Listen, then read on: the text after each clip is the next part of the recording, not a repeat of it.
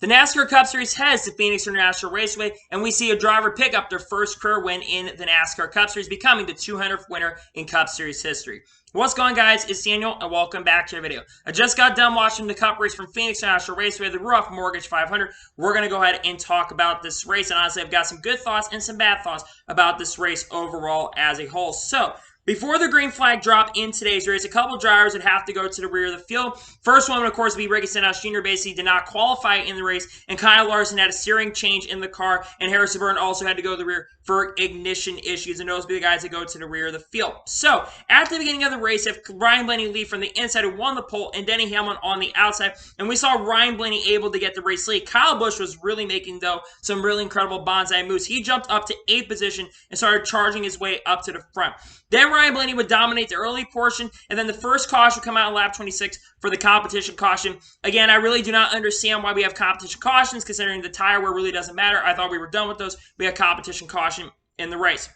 And then we see the leaders come down pit road, with Joey Logano taking 2 tires to get the lead off at pit road. And then Kyle Busch also had issues on pit road where his car stalled, but was able to keep going. And then a bunch of drivers would get penalties. In fact, the top 2 drivers on the track, that being Denny Hamlin and Ryan Blaney, they would come back and have a speeding penalty. Also, Michael McDowell and Ricky Stenhouse Jr. would get speeding penalties as well. So on the race, we have Joey Logano on the inside and Chase Briscoe on the outside. And we see Joey Logano get the race lead for a lap. And then Chase Briscoe was able to get around Joey Logano from the race lead. Then Chase Briscoe had the lead for a little bit. And then we saw some contact between Austin Dillon and Kyle Busch. Austin Dillon basically got a little loose going into turn number 2. And Kyle Busch came up into him. But they were able to continue with not a ton of contact. And then we keep going for a little bit, and then the second caution race came out with 15 laps to go in stage number 1 for Corey LaJoie, who basically lost a wheel in turn number 1, and basically bring out the caution would go to the garage. Basically, the whole wheel came off. That's probably going to be a suspension for the crew chief of that 17. I don't remember exactly who the crew chief is, but that crew chief is probably going to get suspended for 4 races. And then we see some guys come down pit road for strategy, guys like Ross Chastain, who took 2 tires, Eric on roll, Ryan Blaney, Daniel Suarez, Kyle Busch, among others who come down pit road, while the rest leaders decided to stay out. So on the race, you have Chase Briscoe on the inside, outside, and William Byron on the inside. And William Byron was able to take the race lead from Chase Briscoe and was able to pull away from Chase Briscoe. And coming off the corner, William Byron would win stage number 1 here at Phoenix International Raceway. And then we see a couple guys decide to stay out. Ryan Blaney, Kyle Busch, Cole Custer, and Harrison Burton would all stay out after they pitted a few laps to go. And then Christopher Bell also had a terrible pit stop and dropped a ton of spots on pit road. I believe Chase Elliott or someone won the race off pit road. So on the race, we have Ryan Blaney on the outside and Kyle Busch on the inside. And we saw Ryan Blaney able to get the race lead. Then Chase Elliott started showing up to the front. Basically, Chase Elliott started showing up and was showing up, but then Ryan Blaney started pulling away from Chase Elliott on 2 tires, which was a major surprise to me. Then, there were reports that were starting with Kevin Harvick, who was up in 4th at the time. He was trying to get around William Byron, and he says that William Byron has smoke inside his cockpit. Okay, now, there really wouldn't be more issues for William Byron throughout the race for him, but this would not really affect him. And then we see Harrison Burton get into the wall a little bit later into this race, but he was able to keep it green. And then a few laps later, near the end of stage number 2, we saw Christopher spin from 60 position to lap 119. A lot of people thought Kurt Busch got into him. He did not. Christopher basically spun for 16. He had a loss of right rear tire, bringing out the caution in this race. And then we see all leaders come down pit road, all of them taking 4 tires, and Chase Elliott was able to win the race off pit road. Then on the race start, Chase Elliott on the outside and Ryan Blaney on the inside, and Chase Elliott was able to keep the lead from Ryan Blaney. But then Ryan Blaney's car started to come in just a little bit, and Ryan Blaney was able to get around and take the race lead, and really would just go ahead and pull away and would win stage number 2. Not much really happened in the stage, but Ryan Blaney would win stage number 2 ahead of Chase Elliott.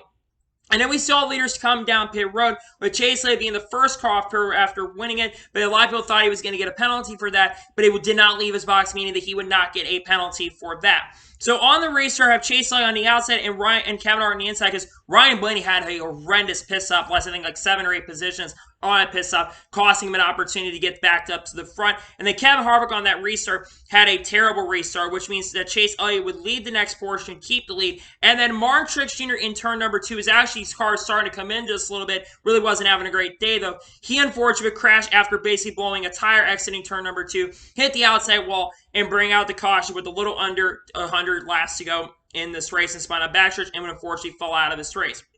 And then we saw leaders come down pit road, with Chase Elliott being first off pit road, with Chase Briscoe and Ross Chastain both gaining 4 positions on the pit stops. And once again, Ryan Blaney, who probably had the fastest car at that point, he drops all the way from second to ninth after having a terrible pit stop from the gun issues. And then we see Daniel Suarez also get a speeding penalty. On the restart of Chase Elliott on the outside and Chase Briscoe on the inside, Chase Briscoe was able to pass Chase Elliott on the restart, was able to take the lead and pull away from Chase Elliott. Meanwhile, we would see Kyle Larson really start slowing down on the track. Basically, he started having a broken valve spring in the car. He started slowing down. He comes down the road trying to fix that, but unfortunately, they're not able to repair it. And unfortunately, Kyle Larson falls out of this race and finishes 34th after engine issues. Tough break for Kyle Larson after starting in the rear. They basically were shifting, had some major issues, but he's locked into the playoffs regardless right now, and he didn't lose as many points as he probably could have today, so it's not the end of the world for Kyle Larson. Meanwhile, also Bubba Wallace would come down pit road and get new fresh tires as well. Then a few laps later, Ty Dillon got into the outside wall, but was able to keep going. And then Chase Briscoe started catching some lap traffic with around 40 laps to go in this race. And Chase Elliott really started catching Chase Briscoe, but Chase Elliott basically used his tires up and started having issues. And it looks like that we're going to see a really good battle between Chase Briscoe and Chase Elliott, because that battle at the end was becoming really, really good. And then Eric Jones, for the second week in a row, with around 26 laps to go, he would spin off of turn number 2, bringing out the caution and hitting the inside wall. Luckily, he did not follow the race, but unfortunately would hurt his opportunity to get a good finish. And then the leaders would come down pit road with Chase Briscoe keeping the race lead. But Chase Elliott had a terrible pit stop. He was second, fell all the way back to 6th. And Kevin Harvick also jumped up to 6th place, basically up to 2nd as well. And then Kyle Busch would also get a speeding penalty. So on the restart, Chase Briscoe on the inside with Kevin Harvick on the outside. And we see Chase Briscoe get the race lead. But Ross Chastain decides to freaking send it 3 wide to the bottom. Tries to get the race lead, but Chase Briscoe is able to clear. And then Tyler Reddick, he jumps up to 2nd. And it looks like it's going to be a battle between Tyler Reddick and Chase Briscoe. And Tyler Reddick was really starting to make some inroads, starting to make a little bit of ground. Not much. I think Briscoe would have hung on to it. But it looked like Tyler Reddick was going to get really close and try to send it at the end. And then Chase Elliott spun out going into turn number 2 from 7th position, lost it in the corner, and brings out the caution with 9 laps to go in this race. And then all the leaders decided to stay out, with Daniel Suarez, Justin Haley, Chris Buescher, and Kyle Busch among those guys coming down pit road for 4 tires. And then we come to the final restart with 3 laps to go, with Chase Briscoe leading from the inside and Tyler Reddick on the outside. And Chase Briscoe gets a great restart, is able to hold off Ross Chastain in the corner. And then Tyler Reddick and Ross Chastain start battling really hard for 2nd. Eventually, Ross Chastain is able to get around Tyler Reddick for 2nd and starts to try to chase Briscoe down. But really, it is not enough. And coming off the corner, Chase Briscoe, after all the misfortunes he had last year, at the beginning of this year, Chase Briscoe comes off the corner and picks up his first career NASCAR Cup Series victory, the first win for Stewart-Haas Racing since New Hampshire last year, and like I said, his first career Cup Series victory, and becomes the 200th driver to win a NASCAR Cup Series victory. Huge congratulations, Chase Briscoe, on picking up his first career victory. In my opinion, he absolutely deserved it. I think he had the best car at the end of the race, and with the track being very difficult to pass at, he did a really good job hanging on to it. He absolutely deserved this win. Had those cautions come out, I don't think Chase would have got the other. Chase would have gotten around him. Regardless, Chase Briscoe picking up his first career victory. Huge congratulations to him. He is now a Cup Series winner, and as of now, he's the 4th driver to lock their way into the playoffs. So huge congratulations to Chase Briscoe. So now, let's take a look at the results in today's race and then give you my score on today's race. So Chase Briscoe picks up the victory. Ross Chastain finished 2nd. Ross Chastain with another very, very strong run. Was really fast at Vegas, finished 3rd last week, and gets a 2nd place finish. I think Chastain's going to win a race here really, really soon. He's looked really, really strong and really, really fast start this year. Great run from Ross Chastain. He finishes in 2nd. Tyler Reddick finished 3rd. Man, had that caution not come out, I think Tyler Reddick could have been right there to get the victory. But a 3rd place run, regardless. Great run from Tyler Reddick. 2nd straight top 10 and first top 5 of the season. I think that A-team's going to be a contender for this championship this year. Great run for Tyler Reddick. He finishes 3rd. Ryan Blaney finishes 4th. He had probably the best car most of the day, but the pit crew ultimately cost Ryan Blaney a shot at this victory. Had the pit crew actually gotten their stuff together, I think they're going to have to be some personal changes at that team. They really need to get their stuff together with him, but Ryan Blaney had a fast car, probably the best car most of the day, but a good run regardless. He finishes 4th. Kurt Busch finishes 5th. Very great comeback for Kurt Busch, considering Kurt Busch really was nowhere to be found throughout most of the race. He was outside the top 15 a majority of the day, but he started making his way up to the front. He did good on the restarts and gets a top 5 finish. First top 5 of the season for Kurt Busch. Great run at the end of the day for Kurt Busch. He finishes 5th. Kevin Harvick finished 6th. Man, Kevin Harvick probably should have finished higher than he did. This is one of the best performances Kevin Harvick has put on in a very long time, probably since Bristol last year. I think Kevin Harvick is definitely back. I think that 4 car is going to win some race here really, really soon. Great run for Kevin Harvick. He finished 6th. Kyle Busch finishes 7th. Despite basically having a speeding penalty, despite his issues, he somehow gets another top 10. This guy knows how to get it done. A top 10 run for Kyle Busch after his issues today. Had, I think, 2 speeding penalties or had multiple issues in the race and still gets top 10 finish. Joey Logano finishes 8th. Good run for Joey Logano at the end of the day. Joey Logano was outside the top 15 in a lot of this race, but got in the top 10 with some good strategy and stuff and started showing up late. He finishes in 8th. Daniel Suarez finished this night. Very solid run for Daniel Suarez today. I expected Suarez to be okay, but not as good as he was. And he gets top 10 finish. Apparently had some contact with Austin Dillon at the end of the race, but a top 10 regardless. Chris Buescher got 10th. Pretty good for him. Honestly, Chris Buescher was really nowhere to be found today and gets a top 10 finish. Good run at the end of the day. He gets top 10. Chase Elliott finished 11th after he's basically spinning and having probably one of the best cars most of the day. He comes home 11th. Man, hopefully they get their issues figured out and they don't have any more spins this year. But 11th place finish regardless. Not a bad day at the end of the world. Eric Almirola finishes 12th. It looks like Eric Almirola, they said Eric Almirola is going to finish in the top 10. It does not look like the Eric Almirola finished in the top 10 after all. He comes across the line in 12th place. Denny Hamlin finishes 13th. Denny Hamlin was nowhere to be found. That car was absolutely horrendous. And basically, I said Hamlin was probably going to struggle today. They were fast early, but they fell back. He finishes in 13th. Again, Denny Hamlin is still looking for his first top 10 of the season and has failed to do that. I'm getting a little worried about Denny Hamlin right now. Alex Bowman finishes 14th. I think Bowman had a better car than where he finished, but he gets top 15 regardless. Saw a top 15 run. He's never done great here. Ty Dillon gets a top 15 finish. How about that? Ty Dillon with a 15th place run and another top 20. I'm telling you, Ty Dillon's been very, very quietly having a decent season. A good run for him at 15th. Cole Custer finished 16th, saw a run in top 20. Justin Haley finished 17th, finally comes out of a race without an incident. He's had an incident every single race this year. Finally comes out of a race without an incident, gets a top 20. William Byron finishes 18th. The pit crew cost William Byron. I think Byron had a better car than where he ended up finishing, but he gets top 20, but not a great race in a day for him. Todd Gillen finishes 19th. Todd Gillen was really good today. He ran top 20 in a lot of his races. In fact, at one point, I think up as 16th or 17th place. So he deserves top 20. Great run from Todd Gillen. He's been the best driver front row. Did not expect to be saying that, but good run for Todd Gillen. And AJ Allmendinger finished 20th. I expected Cog to be better today. They were kind of quiet most of the day. But it probably worst performance I've seen out of the 16 car this year. But AJ gets top 20 regardless. They've never usually been great at this track. So a 20th place finish for AJ.